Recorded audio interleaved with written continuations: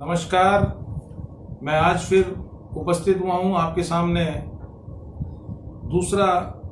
वही समानांतर वीडियो लेके उपस्थित हुआ हूं जिसके बारे में मैंने इससे पहले मैं चर्चा की थी। वो था आपका पितृदोष।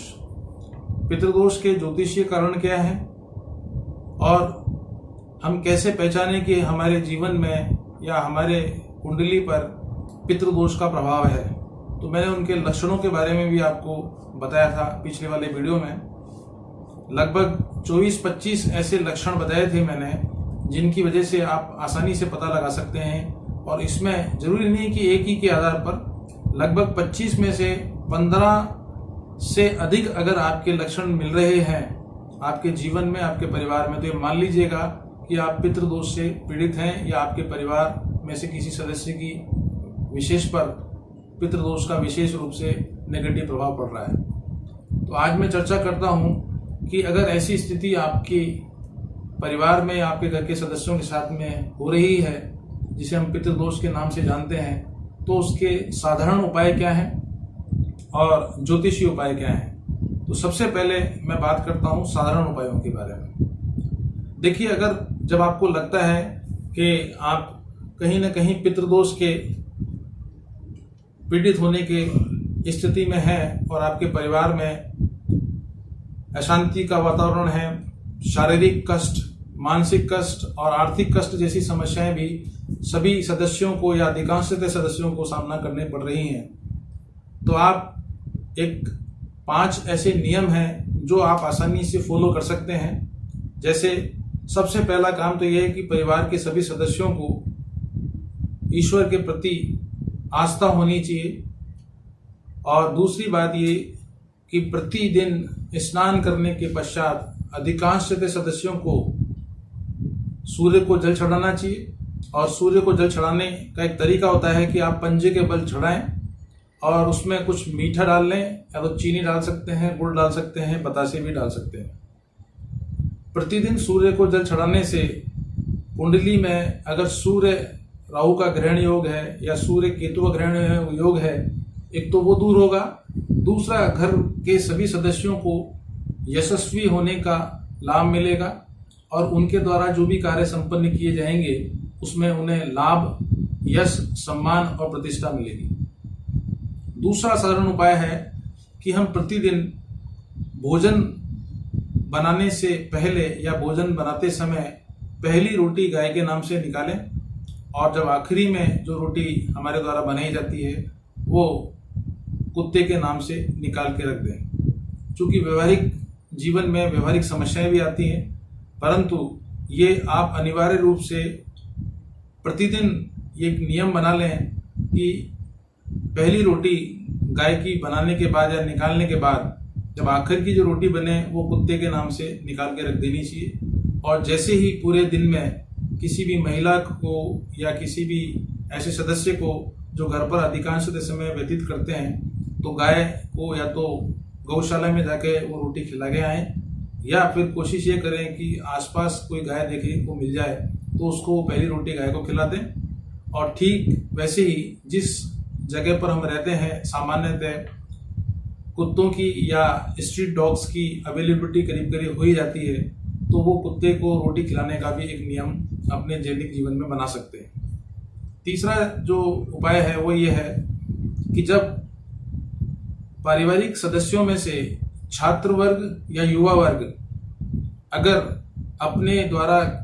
की गई मेहनत का अपेक्षित लाभ प्राप्त नहीं कर पा रहे हैं, कंसंट्रेशन नहीं बन पा रहा है, कॉन्फिडेंस बिल्टअप नहीं हो पा रहा है,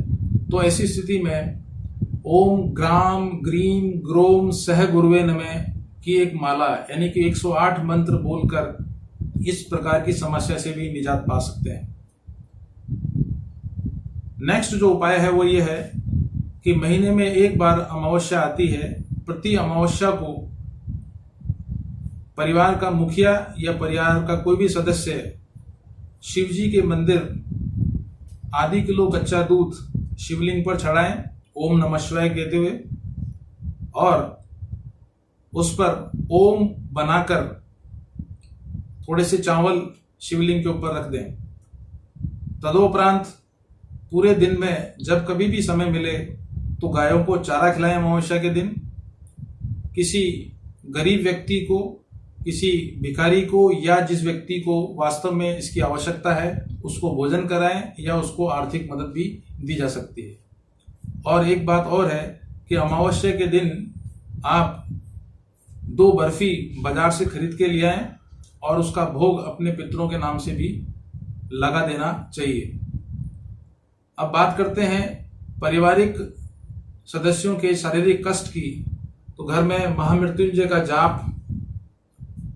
कर सकते हैं या किसी वीडियो को चलाकर, और चूंकि तकनीक का ज़माना है, सोशल मीडिया का ज़माना है, तो आप इस महामृत्युंजय के जाप का उच्चारण स्वयं भी कर सकते हैं या किसी भी संगीत वाद्यों से या यंत्रों से इसका प्रयोग करके इसका लाभ ले सकते हैं। सोमवती अमावस्या, शनिश्चरी अमावस्या, मौनी अमावस्या, ये वो अमावस्याएं हैं जिन पर विशेष रूप से पितृदोष के उपायों को करने से बहुत चमत्कारिक लाभ देखने को मिलते हैं। और जहाँ तक मेरा सवाल है, मैंने भी इस प्रकार के उपायों का प्रयोग करके काफ़ी लाभों को प्राप्त किया है। तो सोमवती अमावस्या, शनिश्चरी अमावस्या या इस प्रकार की अमावस्याएं जिस दिन ग्रहण हो, चाहे वो सूर्य ग्रहण हो या चंद्र ग्रहण हो, उस दिन भी आप कुछ 2 उपाय हैं जिनको करने से आप चमत्कारिक प्रभाव देखने को महसूस कर सकते हैं या देख सकते हैं। सूर्य ग्रहण के दिन या चंद्र ग्रहण के दिन पितृदोष के लिए आप हो सके तो किसी ऐसे व्यक्ति को भोजन कराएं जो वास्तव में उसके लिए नीडी है या उसको भूख को आप उसको संपन्न करने में या उसको संतुष्ट करने में सफल हो सकें। दूसरा, कुष्ठ आश्रम में गायों या गौशाला में जाकर भोजन कराएं, और हो सके तो कोई भी ऐसा मंदिर या स्थान जहां पर आप जाकर कौओं को, गाय को और कुत्ते, ये 3 ऐसे व्यक्तित्व हैं जिनको आप भोजन कराते हैं या इनको लेकर किसी प्रकार की ऐसी सामग्री उपलब्ध कराते हैं, तो ऐसी स्थिति में आप निश्चित मान के चलिए कि ऐसा 1 या 2 बार करने के बाद आपको काफ़ी कुछ चीज़ों की संतुष्टि प्राप्त होगी, विशेष तौर पर आर्थिक समस्याओं का समाधान करने के लिए। और जिन सदस्यों को पारिवारिक कलेश, मुकदमेबाजी और कोर्ट कचहरी जैसी समस्याएं पितृदोष की वजह से आती हैं परिवार के अधिकांशतः सदस्यों के सामने, उन व्यक्तियों को चाहिए कि वो आप प्रति अमावस्या को बहते हुए जल में या किसी नदी में एक नारियल और बने हुए चावल वो नदी में प्रवाहित करें, और अपने वजन के बराबर जो अनाज है, अनाज वो कुछ भी हो सकता है, गेहूं हो सकता है, चावल हो सकता है या दाल भी हो सकती है, जैसा आपकी सामर्थ्य हो उस हिसाब से आप अपने वजन के अनुसार या घर के मुखिया के वजन के अनुसार उस अनाज को गरीबों में बांटें या ऐसे स्थान पर दान करें जहां पर जाकर उस अनाज का सदुपयोग हो सके, और सदुपयोग भी इस प्रकार से हो जो भूखे व्यक्ति हैं या जिन्हें भोजन की आवश्यकता है उनकी आवश्यकताओं को संतुष्टि दी जा सके। दूसरा ये कि आप कोशिश ये करें कि पीपल के पेड़ पर प्रतिदिन जल सींचने का भी प्रयास कर सकते हैं या उसके लिए व्यवस्था बना सकते हैं। सामान्यतः तो जितने भी मंदिर हमारे आसपास होते हैं, पीपल के पेड़ की उपस्थिति वहाँ देखी गई है। वहाँ जाकर प्रति शनिवार को या प्रतिदिन सूर्य उदय होने से पहले शनिवार के दिन एक तांबे के पात्र में जल ले जाएं उसमें बतासे डाल के ले जाएं और एक कच्चा दूध भी अलग से कटोरी में डाल के ले जाएं। पहले आप उस दूध को पीपल के पेड़ पर चढ़ाएं, उसके बाद में जल जिसमें कि बतासा डाला हुआ है वो भी पीपल के पेड़ पर चढ़ाएं। आप 7 शनिवार को इस प्रकार का प्रयोग करेंगे, मैं आपको निश्चित रूप से विश्वास दिलाता हूं कि आपके घर की कलेश, मानसिक चिंताएं, मुकदमेबाजी और कोर्ट कचहरी जैसी समस्याओं से आपको आसानी से निजात मिल सकती है। दूसरा, परिवार में से किसी एक सदस्य के द्वारा प्रति रविवार को, यानी हर रविवार को अगर व्यवहारिक हो तो हमारे घर में गायत्री मंत्र का जाप या गायत्री मंत्र से हवन का आयोजन किया जाना चाहिए। अगर प्रति रविवार नहीं कर सकते हैं तो महीने में एक रविवार को किसी भी को भी आप चयनित कर लें कि महीने के एक रविवार को आप अपने परिवार के सदस्यों के साथ मिलकर एक गायत्री हवन का आयोजन भी कर सकते हैं। उसके लिए आपको कोई बहुत बड़ा तामझाम करने की आवश्यकता नहीं है, बल्कि आप बाजार से तांबे के ऐसे पात्र आते हैं जिनमें आप हवन कर सकते हैं, और सामग्री भी बाजार में आजकल चूंकि उपलब्ध होने लगी है, चाहे तो वो ऑनलाइन मंगा सकते हैं और आसपास में जहां भी इस प्रकार की वस्तुएं, पूजा सामग्री की जो मिलती है, वहां से भी आप इनको अरेंज करके। और चूंकि गायत्री मंत्र हमारे हिंदू संस्कृति का सबसे प्रभावशाली और अनुकूल मंत्र है और उसका प्रयोग अगर हम पितृदोष की समाप्ति के लिए करते हैं तो चमत्कारिक और अपेक्षित परिणाम देखने को मिले हैं।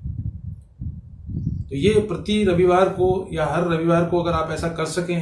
तो आप निश्चित मान के चलिए कि आपके घर के अंदर कोई भी नेगेटिव एनर्जी, चाहे वो किसी भी प्रकार की हो, वो दूर होती है। घर में एक सुख और आनंद की प्राप्ति होती है और घर के पारिवारिक सदस्यों को मन चाहे इच्छाओं को पूरा करने में सफलता प्राप्त होती है। दूसरा, कोशिश ये की जाए कि रविवार के दिन शाम को 4 से 6 के बीच में राहु काल होता है, उस दौरान यात्रा कम से कम करें।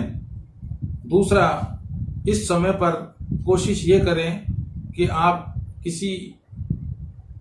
गाय को या किसी भिखारी को या किसी गरीब आदमी को भोजन करा सकें। जहां तक सवाल है किसी भी प्रकार की विपरीत परिस्थितियों का, तो आपको इससे चिंतित होने की आवश्यकता नहीं है, क्योंकि हमारे व्यवहारिक जीवन में इस प्रकार की कई समस्याएं हमारे को देखने को मिलती हैं। और अंत में मैं एक बात बोलना चाहूंगा कि हमारे इस पितृदोष की वजह से हमारे जीवन में कई प्रकार की शारीरिक, मानसिक और आर्थिक समस्याओं का सामना करना पड़ता है, और इन तीनों का एकमात्र ही इलाज है जिसको हम बोलते हैं कि पितृदोष की वजह से ऐसा हो रहा है। तो आप निश्चित मान के चलिए कि इसका एक सबसे साधारण उपाय मैंने आपको बताया कि अमावस्या की अमावस्या आप अपने पितरों के नाम से भोजन बनाएं या खीर बनाएं या पनीर बनाकर कौओं को खिलाएं। ये सबसे सर्वश्रेष्ठ उपाय है जो कि हर व्यक्ति हर अमावस्या के दिन कर सकता है, या परिवार के मुखिया के द्वारा, परिवार के किसी भी ऐसे सदस्य के द्वारा इसको संपन्न किया जा सकता है, और इसके बड़े अच्छे और आशासित प्रभावशाली रिजल्ट्स हमारे को देखने को मिलते हैं। तो आज के लिए तो इतना ही पर्याप्त है, और मैं आपको बताना चाहूंगा कि मैंने ये दोनों जो वीडियो बनाए वो पितृदोष से संबंधित थे। अब आने वाले मेरे कुछ वीडियो रहेंगे जो काल सर्पयोग से संबंधित भी होंगे। कई बार हमारी कुंडली में नाड़ी दोष, बकुड़ दोष जैसी भी समस्याएं हमारे को फेस करनी पड़ती हैं, तो मैं उन पर भी चर्चा करूंगा और उनका ज्योतिषीय और व्यवहारिक उपाय भी आपको सुझाऊंगा। हाँ, एक बात और अंत में कहना चाहूंगा कि पितृदोष अगर किसी की कुंडली में है, अगर ज्योतिष से पता पड़ता है, ज्योतिष के माध्यम से आप पता लगा लेते हैं, तो ऐसी स्थिति में उस संबंधित व्यक्ति को या उस परिवार के सदस्य को चाहिए कि वो 4.25 या 5.25 रत्ती का पुखराज सोने में बनाकर अनामिका यानी कि इस उंगली में, तर्जनी उंगली में धारण करे,